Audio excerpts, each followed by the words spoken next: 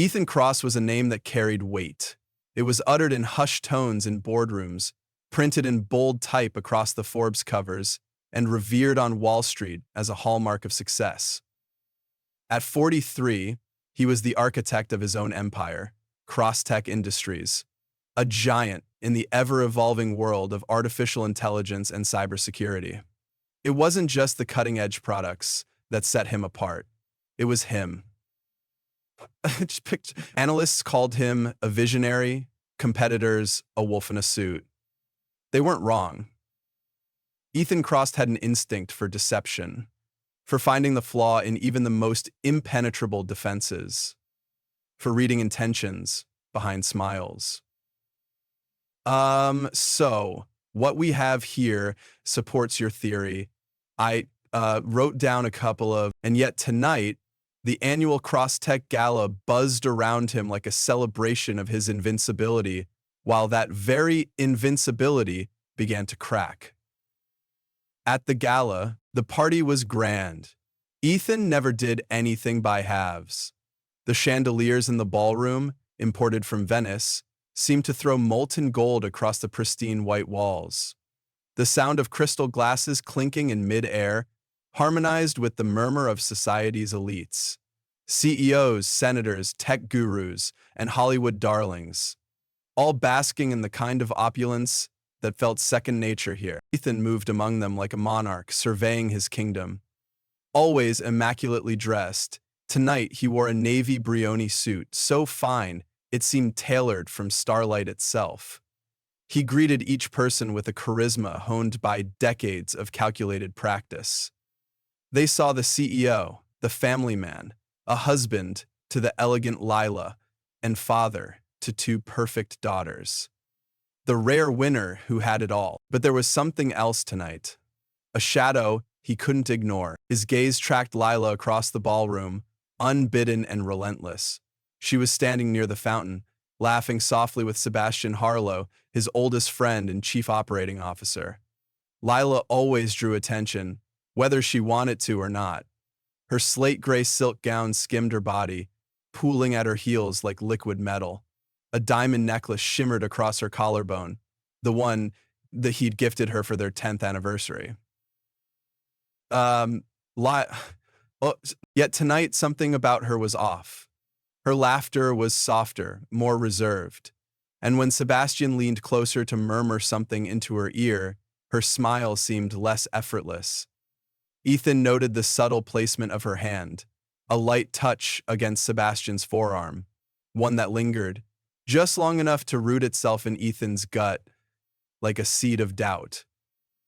So, wasn't suspicion, not yet. But it was a feeling he recognized, a tremor before the earthquake. "I saw something in the way," he whispered. "A piercer." "Careful, Ethan," came a dry voice beside him. Charlotte Greer, Crosstech's CFO and his sharpest confidant, raised a brow as she followed his gaze.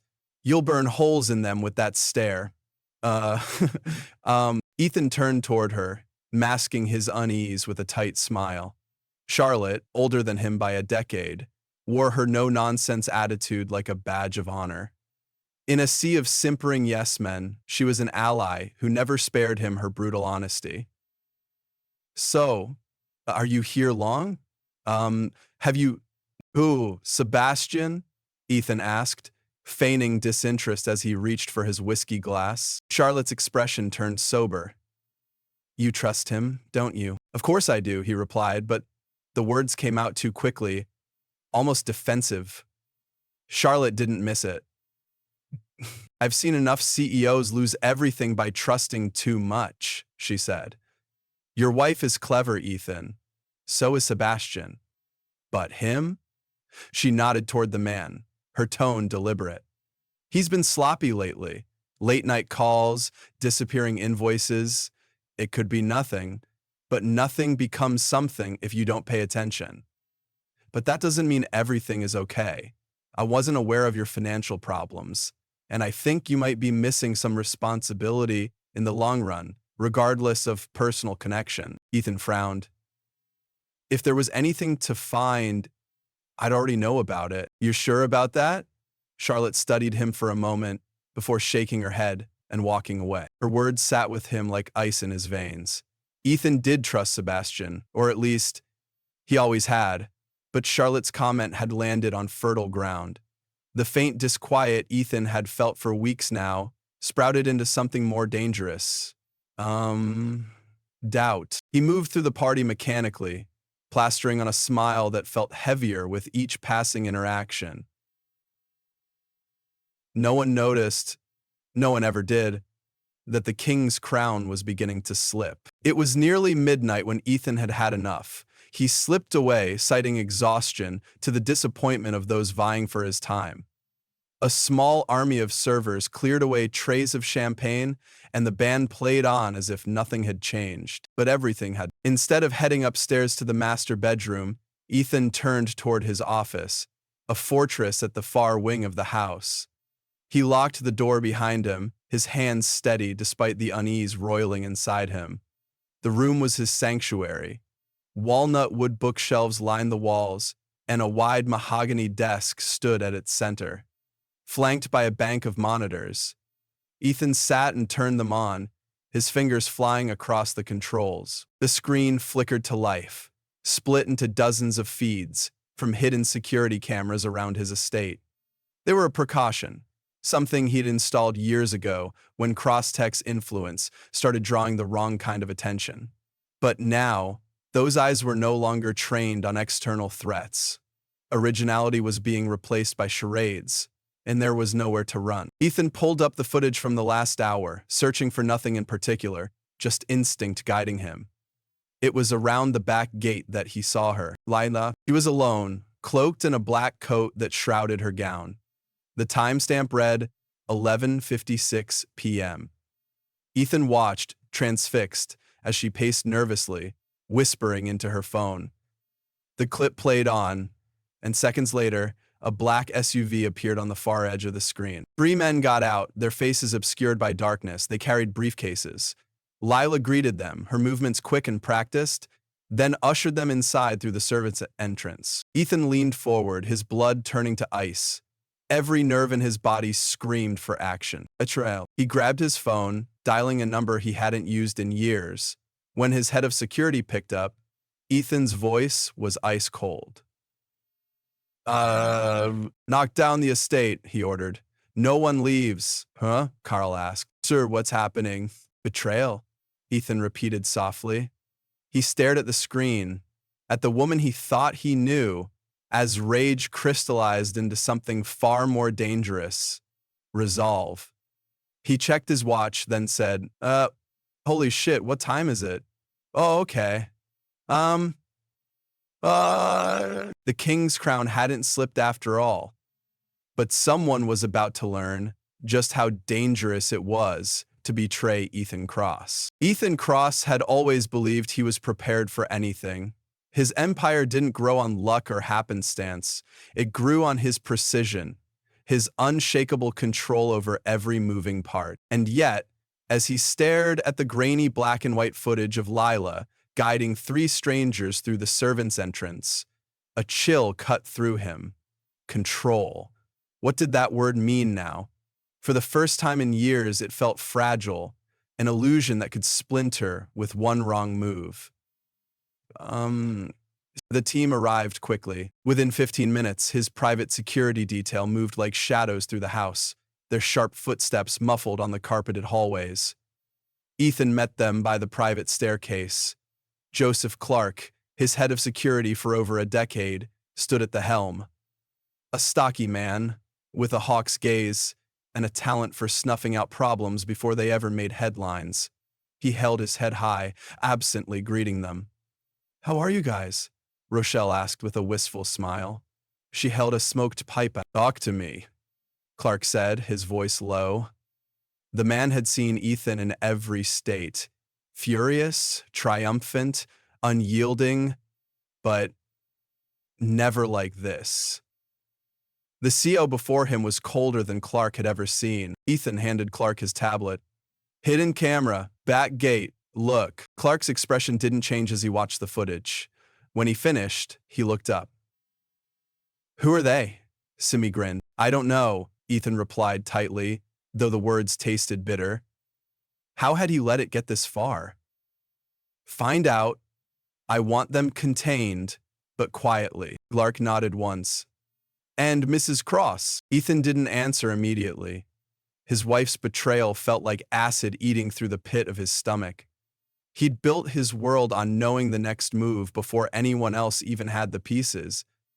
Yet, here Lila was, plotting something in his own home, under his very nose. She doesn't leave, he said finally. Clark didn't ask any further questions.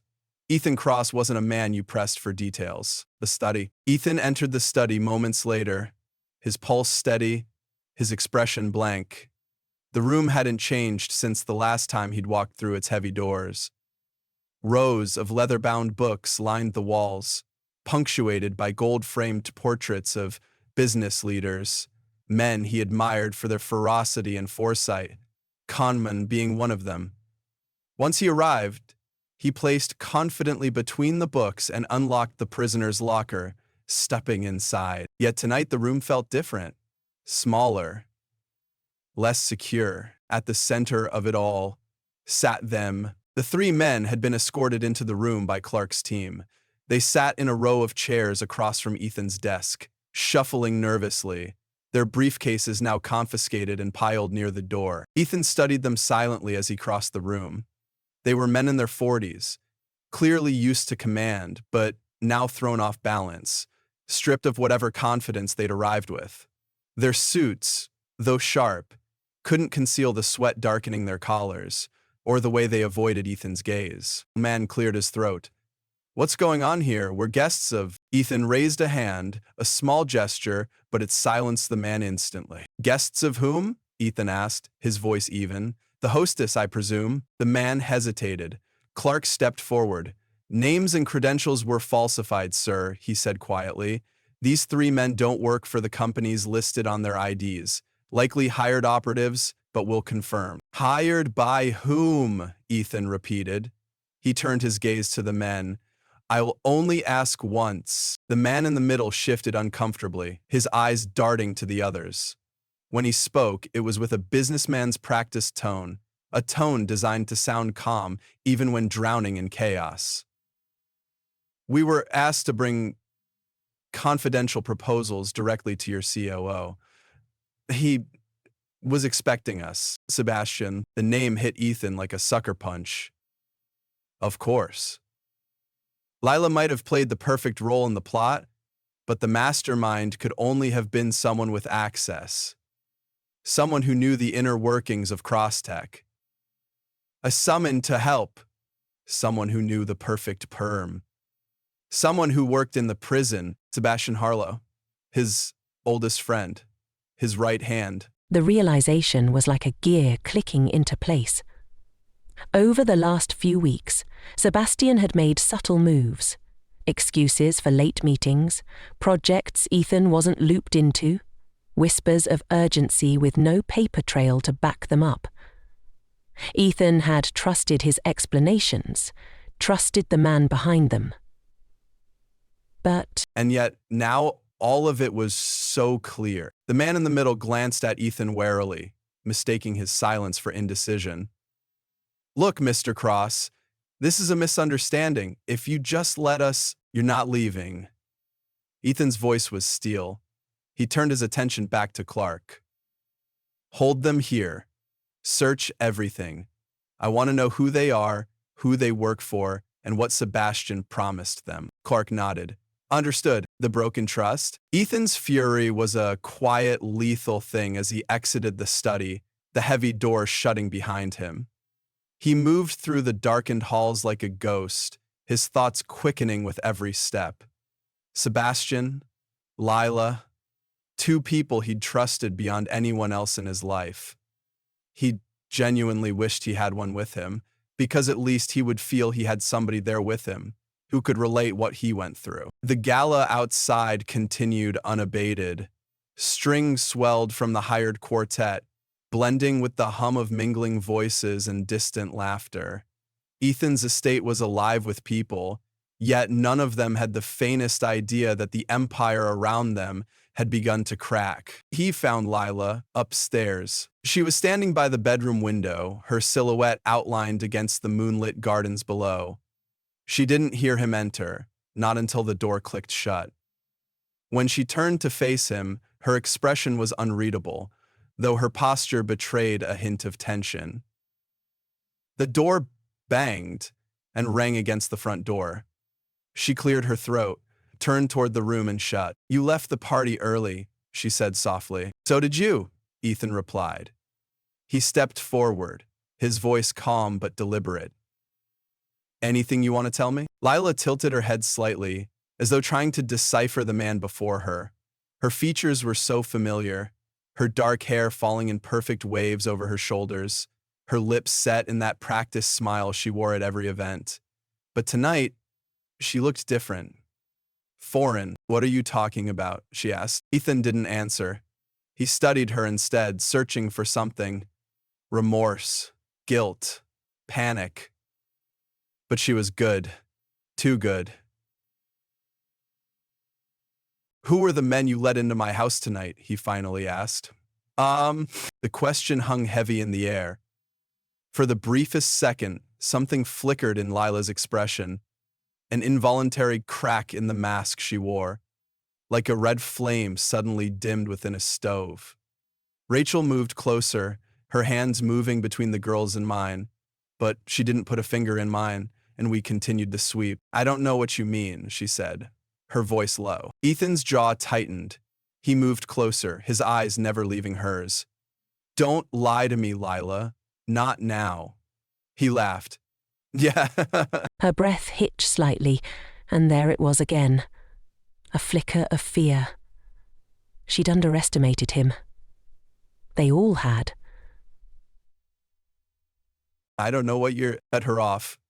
"They're downstairs right now, being questioned. I suggest you rethink your answer." And then silence filled the space between them.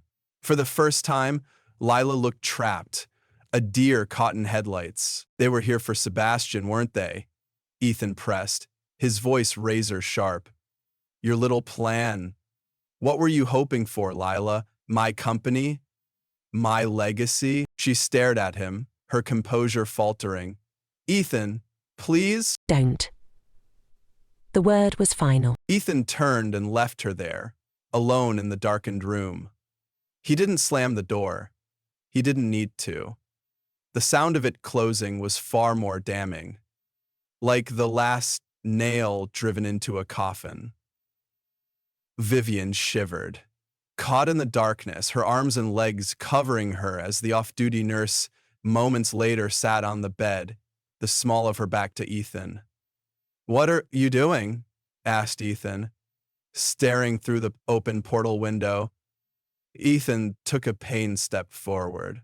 "What are you doing here?" Staring at me and whispering something, faintly reaching. It sounded like... As Ethan walked back toward the study, one thought burned through him. This isn't over. Ethan didn't return to the party. Instead, he descended into the lower level of the estate, his sanctuary beneath the grand opulence above. Behind a steel-reinforced door lay his command center, a room lined with monitors and computers humming softly like a choir of watchful sentinels. Ethan had designed this room himself, a hidden heart of his empire where no detail escaped scrutiny. It was where he made his boldest decisions, where risks became triumphs, where betrayals were turned to ashes. The irony was not lost on him. Even the fortress had cracks. Joseph Clark was already there waiting. They're locked down in the study, sir. Denying everything, of course," Clark said, standing with military stiffness. He paused before adding carefully, "We recovered one burner model. It's encrypted, but I've got Alex on it." Alex Winthrop was Clark's go-to tech expert, a shadow figure who'd once worked for the government and had a penchant for dismantling secure systems with unsettling ease. Ethan sat down, exhaling slowly as his mind sharpened. "And the rest of the briefcases?" Clark gestured to a side table where the contents had been spread out. a tangle of blueprints, data reports, and USB drives. Ethan's pulse quickened as his eyes fell on the files. He recognized them immediately: schematics and proprietary information belonging to Crosstech Industries. His company. They were smuggling my own data out of my house, he said quietly, each word laced with venom. Clark shifted uneasily. Yes, sir. From what we can tell, they were targeting your most recent AI project. Project Luminary? Ethan's jaw tightened. Project Luminary wasn't just another product in the Crosstech portfolio. It was the product. A revolutionary AI platform designed to autonomously detect and neutralize digital threats before they surfaced. Governments had been vying for it. So had competitors. I've had it for the past 3 years, Ethan said, not really knowing whether he wanted to talk about it at the time. I've been on lockdown for 24 hours at least. Yeah, me too. I hurt all the time. It's worthless. And now, the only people Ethan had trusted had tried to steal it. He picked up one of the blueprints, his hand steady despite the storm raging beneath his calm exterior. What do we know about Sebastian's involvement? Clark hesitated. I've spoken to a few of our internal auditors. Discreetly. They flagged inconsistencies over the last 2 months. Missing funds, redirected invoices, and side deals. Nothing overt. He was careful. But it's clear Sebastian was siphoning assets into offshore accounts. We're tracing them now. Ethan set the blueprint down, his mind working like a supercomputer, mapping out contingencies, unraveling the betrayal thread by thread. Sebastian, Lila, and now outsiders. It was bigger than he'd first realized. Pull up the Batgate footage again, he ordered. Clerk nodded and tapped the console. The screen flickered to the video Ethan had watched earlier. Lila pacing at the gate, dressed in black, phone pressed to her ear. The black SUV rolling into view moments later. So? Lila asked. Ethan's gaze lingered on her face. It was the same face he'd woken up to for 15 years. The same woman who had stood beside him as he built his empire from the ground up. Yet now, she was a stranger. An adversary. Pause it! Ethan said. The footage froze, capturing Lila mid-sentence, her brows furrowed in concentration. Ethan leaned closer.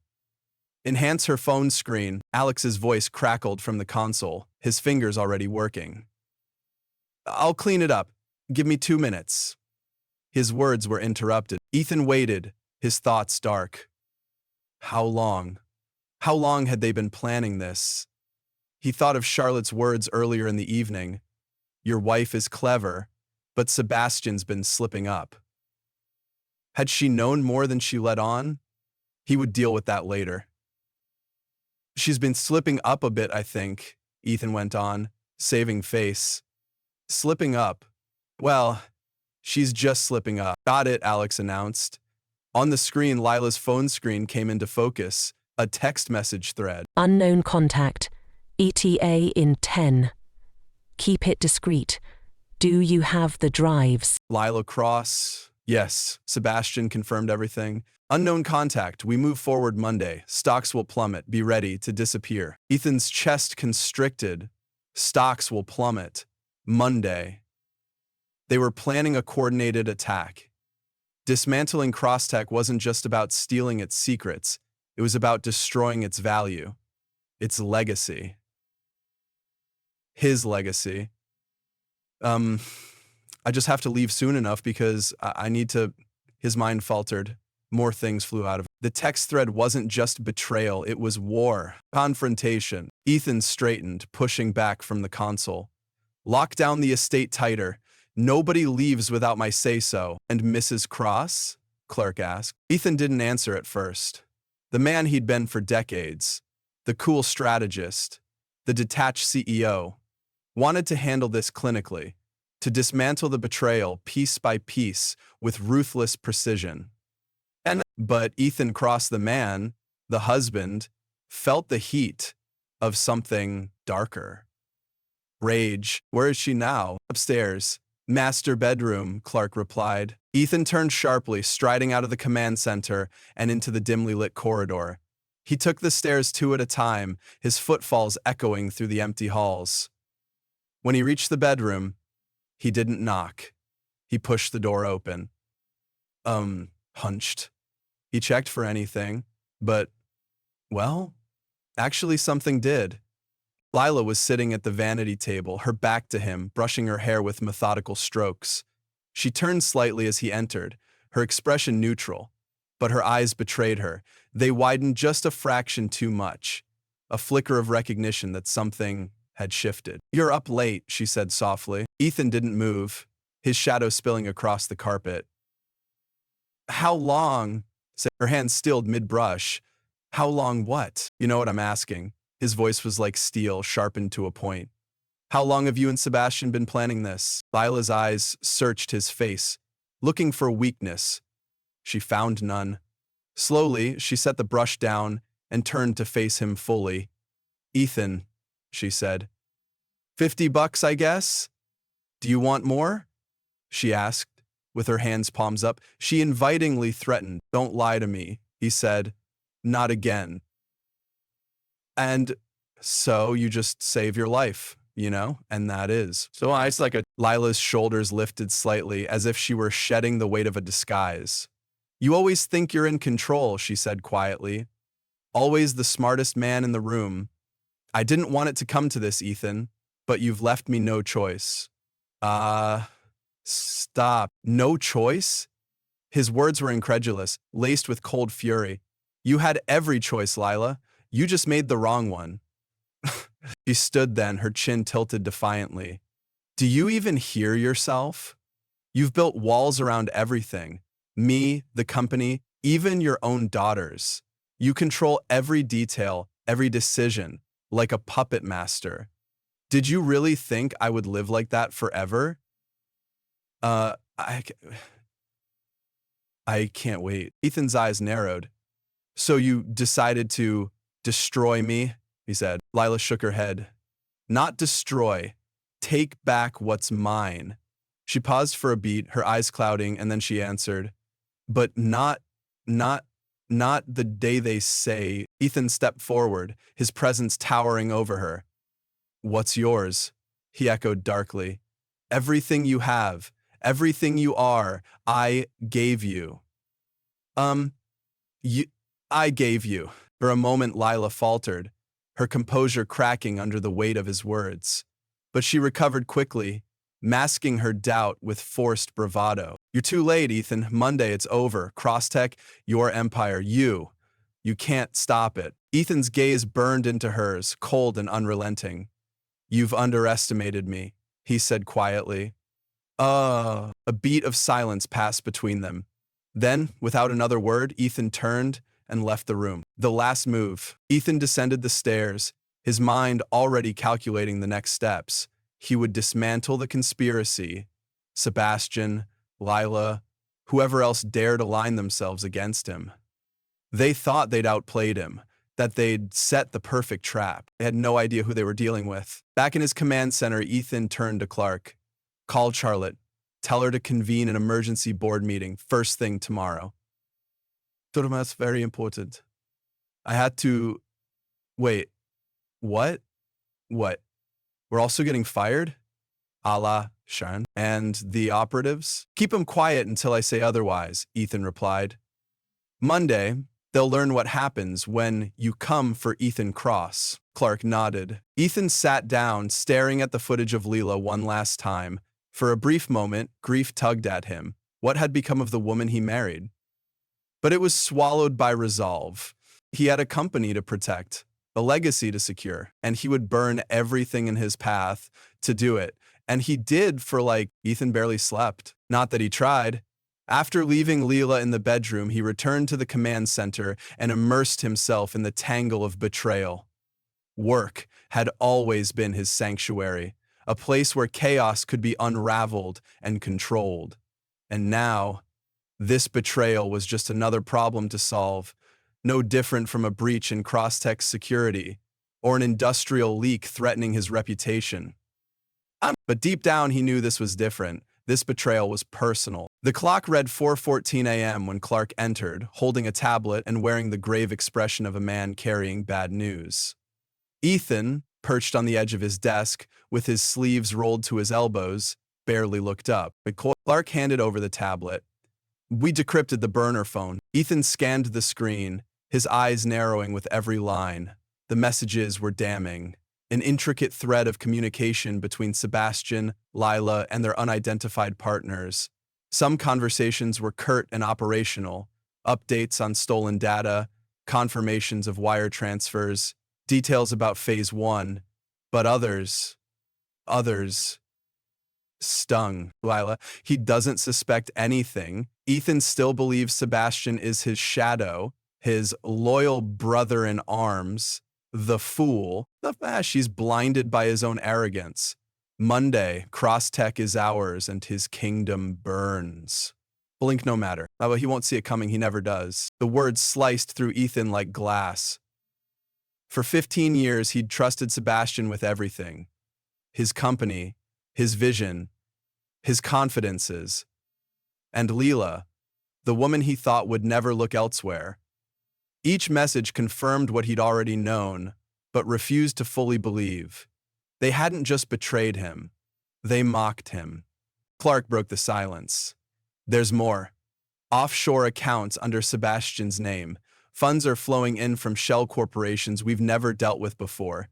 He's been siphoning money for months. Ethan. Hundreds of millions. Ethan's head snapped up. You traced them? Alex cracked the trail. It's been hidden well. Sebastian's smarter than most. But he left breadcrumbs. Some funds are moving through South American networks, others through Eastern Europe. All roads lead to the same place. Clark pointed at the tablet. A single line glowed on the screen. Viridian Holdings. Ethan's lips pressed into a thin line. Viridian. Clark nodded grimly. An investment group on paper, but a front in reality. We're still digging into who runs it, but they've been buying Crosstech shares through intermediaries, steadily increasing their position. By Monday, they'll have enough leverage to force you out as CEO. Ethan exhaled slowly, his mind locking into place. Sebastian and Lila weren't working alone. There was a bigger game at play, one that reached far beyond his household and his company, and someone was pulling the strings behind the curtain. Puffed, just a little. But it wasn't over, not yet. Ethan straightened, his movements fluid but purposeful. We have 48 hours. Clark tilted his head. What's the plan? First, I want the board. Ethan's voice was calm, deadly. Charlotte will have them convened by morning. I'll get ahead of this before the trap can spring. He paused, then added, and start collecting everything we have on Viridian Holdings. I want names, addresses, partnerships, every crack in their armor. Clark didn't hesitate. Understood. And Sebastian? Ethan asked, his gaze darkening. Clark's expression hardened. He hasn't left his penthouse tonight. Security details watching him. Good, Ethan said. He doesn't know I'm onto him. Let's keep it that way. Shadit. By the time the sun rose over San Francisco, Ethan was already en route to Crosstech headquarters. The city stretched before him in golden hues, its glass skyscrapers gleaming with the promise of another day. To everyone else, it was business as usual. But to Ethan Cross, the city looked like a battlefield. Charlotte was waiting when he arrived. Crosstech's chief financial officer had been awake as long as Ethan, and it showed. Her platinum hair, normally perfect, had a slight fray at the edges, and there was tension in the set of her shoulders. Given her fit and nature, he thought she ought to be much more framed than what she was, so he called it hit. They're gathering in the boardroom, she said, falling into step beside him as they walked the pristine halls of Crosstech Tower. But there's something you need to know. Ethan's gaze flicked to her. What is it? Charlotte glanced around the empty corridor, then lowered her voice. Sebastian's been talking to the board members behind your back. It's subtle, but he's been planting seeds. Concerns about your judgment, The future of Crosstech. Your temperament. He's been trying to turn them. Ethan's fists clenched, though his expression remained stone. Oh, how many? I've spoken to 3. At least half are still loyal to you, but the rest are wavering.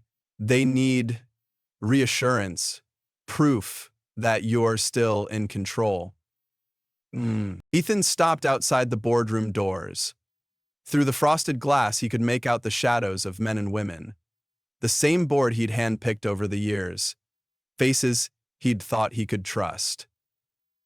But trust had proven itself a liability. Ethan turned to Charlotte, his voice low. Sebastian doesn't get in that room. Charlotte's eyebrows lifted. Are you sure? He's not anymore. Ethan's tone brooked no argument. Keep him out. Charlotte nodded. I'll handle it. The boardroom? The boardroom was silent as Ethan entered. The long table stretched before him, occupied by men and women in tailored suits, all eyes turning toward the CEO with a mix of curiosity and unease. Ethan could feel it, the doubt, the whispers that had been circulating behind closed doors. He took his time walking to the head of the table, his movements deliberate. When he finally sat, he scanned their faces, old allies, newer members, all waiting to see what he would say. Thank you for coming, Ethan began, his voice calm, steady. I called this meeting because I believe there's been a misunderstanding about the state of Crosstech Industries. And Dexter leaned forward, his face impressive.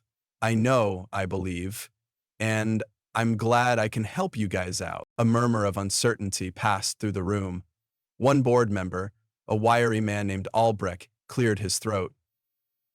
Ethan, Sebastian mentioned there have been irregularities concerning company finances, internal projects.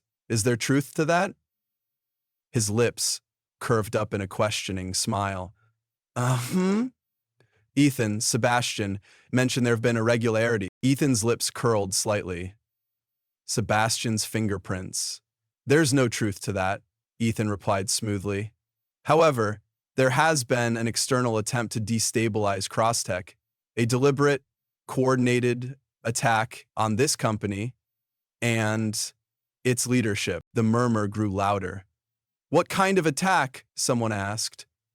Deathlord sighed, folding his hands. Industrial espionage. Fraud.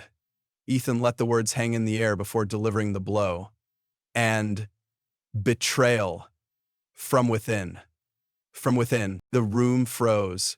Albrecht's eyes narrowed. What are you saying? Ethan looked at him squarely. I'm saying that Sebastian Harlow has been stealing proprietary data and siphoning company funds into offshore accounts. With the help of third parties, he planned to undermine this company, your company, for his own gain. Gasps erupted from several board members. That's a serious accusation, Albrecht shot back, though his face had paled. It's not an accusation, Ethan said coolly. It's a fact, and I have the evidence to prove it. Huh, he said. He gestured toward the door, which opened a moment later. Clark entered, carrying a sleek briefcase that he set in front of Ethan. The room watched in silence as Ethan unlocked it, revealing a series of folders, tablets, and documents. You'll find everything here, he said. Financial trails, communication records, hard proof. Opened the folder. He pulled out 4 wicker folders. He slid the folders open and shot one at each of Karnak. The boardroom remained deathly still. Ethan straightened, his presence filling the room. Sebastian thought he could take this company from me. He thought you'd side with him, that you'd doubt me. His gaze swept the table, unwavering. But I promise you, Crosstech is mine, and no one will take it from me. For a long moment, no one spoke.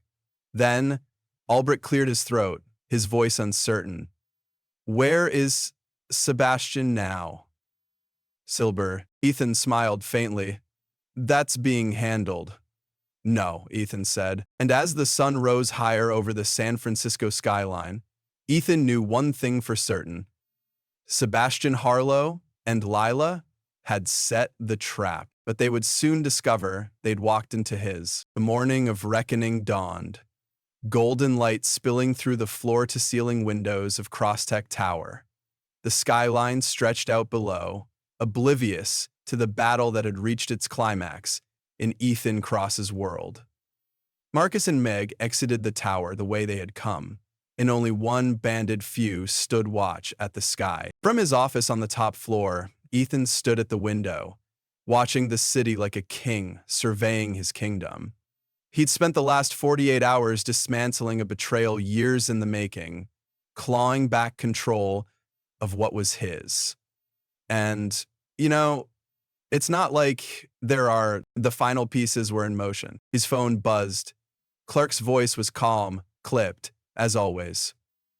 Sir, the board is waiting, and we have Sebastian. Ethan's lips curled into something that wasn't quite a smile. Bring him up. The downfall of Sebastian. The boardroom, now crowded with tension and power, was silent when Ethan walked in. The air itself seemed heavier, as if holding its breath.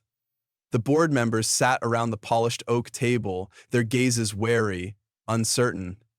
Only Charlotte met his eyes with quiet confidence, her loyalty unwavering. Ethan moved with precision, his posture straight, his gaze sharp as a scalpel, every eye turned toward him.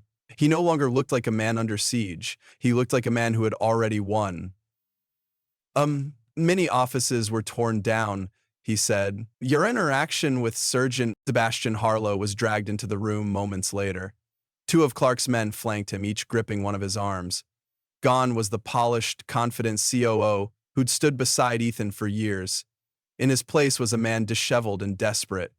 His tie was loose, his hair mussed, and his face pale. Ethan, this is madness. Sebastian's voice cracked as they forced him into a seat. I don't know what you think you're doing, but this has gone too far. No, sir. Ethan didn't sit. He didn't need to. From his place at the head of the table, he looked down at Sebastian with something colder than hatred. Too far? Ethan's voice was soft, deceptively calm. You and I have very different definitions of that phrase. Sebastian looked around the table, his eyes darting from one face to another, searching for an ally. But no one moved. No one spoke. The board knew better than to interfere when the wolf bared its teeth. Ethan reached into his briefcase and pulled out a folder. He flipped it open, revealing a collection of documents, photographs, and encrypted messages. You've been stealing from me, Sebastian, Ethan said, his voice like a blade. Millions funneled into offshore accounts. Proprietary data smuggled out of this company, my company, to third-party players. He tossed the documents onto the table, where they fanned out like cards. And let's not forget Viridian Holdings, your little partners in crime. Sebastian's face turned ghostly white. I don't know what. Don't insult me, Ethan cut him off, his voice sharp enough to draw blood. You thought you could betray me under my own roof, in plain sight, you and Lila. At the mention of Lila's name, Sebastian froze, his throat bobbing. Ethan stepped closer, looming over him like a predator, savoring the kill. Did you think I wouldn't notice? Ethan asked softly. The late meetings? The missing funds? The way you hovered around my wife like a second shadow? He shook his head. You underestimated me, Sebastian. You thought I was too distracted to see the cracks. But cracks are what I specialize in, aren't they? Sebastian's voice faltered. Ethan, listen to me. You're finished. The words hit the room like a thunderclap. Ethan turned to the board, his presence commanding. Sebastian Harlow has been acting against the interests of Crosstech Industries. I've gathered irrefutable evidence of fraud, theft, and corporate sabotage. He gestured toward the documents. Everything you need to confirm his crimes is right here. I've already notified federal investigators. Sebastian won't be walking out of this building a free man. Sebastian's mouth opened in disbelief. You can't do this, he stammered. Ethan looked down at him, the faintest hint of satisfaction in his expression. I just did. At a nod from Ethan, Clark's men lifted Sebastian out of his seat. He struggled, but there was no fight left in him, only panic. Ethan! Sebastian shouted as they dragged him from the room. This isn't over! You'll regret this! Ethan didn't flinch. No, Sebastian, you will. The door closed behind them, and the boardroom fell silent once more. Ethan turned back to the table, his gaze sweeping the stunned faces of his colleagues. Crosstech will not fall, he said firmly. Not today, not ever. If you stand with me, we'll see this through, and we'll come out stronger on the other side. He's got fat Chuck in it. The board members exchanged glances, the weight of the moment pressing on them. Finally, one of them, a woman named Elaine Sato, who had been with Crosstech from the beginning, spoke. We stand with you, Ethan, she said. The others nodded, murmuring their agreement. The tide had turned, so Lila's reckoning? Ethan found Lila later that evening in the private sitting room of their estate. She was still in her silk gown from the night of the gala, though the fabric looked dull in the soft lamplight. When he entered, she stood slowly, her face carefully composed. Is it over? She asked quietly. Ethan regarded her with a cool detachment. Sebastian is done. Lila's expression flickered. Was it relief? Disappointment? Ethan couldn't tell. What happens to me? She asked, her voice wavering. Ethan stepped forward, his gaze sharp. Did you think I'd forgive you? Lila flinched, her mask finally cracking. Ethan, I didn't want this. Lila reached into the pocket of her pants and found her phone. Stop lying, he said, his voice a low growl. You wanted it all, my company, my money, my destruction. You gambled everything on the belief that I wouldn't see the truth. But I did. Tears welled in her eyes. Ethan's expression hardened.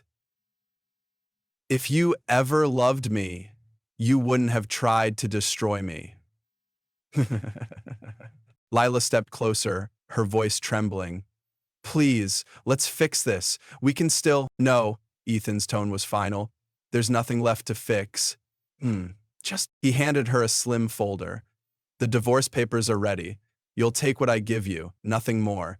If you fight me, I'll bury you under the weight of what you did. Lila's face crumpled, and for the first time Ethan saw the full measure of her defeat. She sank into the chair, burying her face in her hands. Once she gathered herself again, puffing slowly and saying, Ethan turned to leave, pausing only once at the door. Goodbye, Lila. I guess he didn't look back. Legacy restored. 2 weeks later, Ethan sat in his office as the sun set over San Francisco. Crosstech was intact, stronger than ever. The board had rallied behind him, and the Viridian Holdings plot had been dismantled with the help of federal investigators. Sebastian was in custody. Lila had disappeared from public view. Ethan stared out the window, the weight of the betrayal still lingering like a bruise. But bruises healed. Legacies endured. His phone buzzed. It was Charlotte. We've secured the last of the shares, Ethan. Crosstech is yours, fully and completely. Ethan nodded, a faint smile tugging at his lips. Good work, Charlotte. As the city lights flickered to life below, Ethan leaned back in his chair, exhaling for the first time in weeks. The empire he'd built still stood. He'd weathered the storm, and now he would rebuild, stronger, smarter, untouchable. I am current, Hepburn confirmed, untouchable. The call approach has been rejected. Ethan leaned back in his chair, exhaling for the first time in weeks. They had underestimated him. They wouldn't make that mistake again. Conclusion notes. Sebastian's downfall misfire. Ethan publicly dismantles Sebastian's schemes, regaining control over Crosstech. Lila's reckoning. Ethan confronts Lila, delivering justice on personal terms through divorce and financial control. Ethan's victory. He restores his company's legacy and emerges stronger, setting the stage for his continued dominance. This ending ties together every thread of betrayal, revenge, and resilience while delivering the emotional weight and strategic brilliance that define Ethan Cross. Let me know your thoughts.